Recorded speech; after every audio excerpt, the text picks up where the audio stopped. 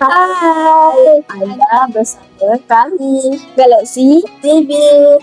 Saya Aira dan saya Aksa Sofia. Assalamualaikum warahmatullahi wabarakatuh. Pada 13 Mac 2006, sekolah kami mengadakan program penutupan Kuliah Ramadan dan juga khatam Al-Quran. Pelbagai aktiviti yang dijalankan di sekolah kami. Aktiviti seperti tadarus Al-Quran, nasi solo, pertandingan berwarna, bersedekah dan pertandingan menuju poster.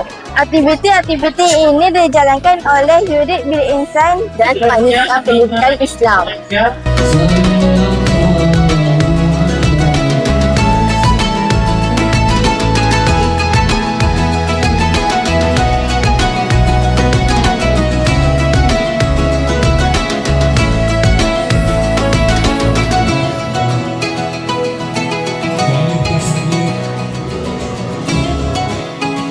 Ada sahaja kita saksikan nasib sekolah kita.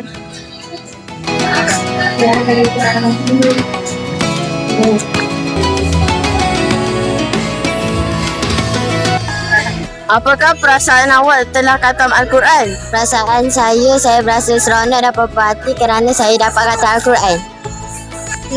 Hati rasa tenang dan tak gelisah Apakah sangat. perasaan awak bila dah khatam Al-Quran? Saya merasa gembira dan bangga. Ini Saza Mafrihaida. Saza, apakah perasaan Saza bila program Saza dah selesai? Alhamdulillah, rasa lega program berjalan dengan lancar. Saza, apa harapan Saza dekat murid-murid yang telah khatam Al-Quran? Harapan Saza pada mereka yang telah khatam Al-Quran, semoga mereka terus istiqamah membaca, memahami dan mengamalkan isi-isi Al-Quran, kerana Al-Quran itu akan menjadi syafaat di akhirat. Akan menjadi syafaat di akhirat nanti. Terima kasih. Amin.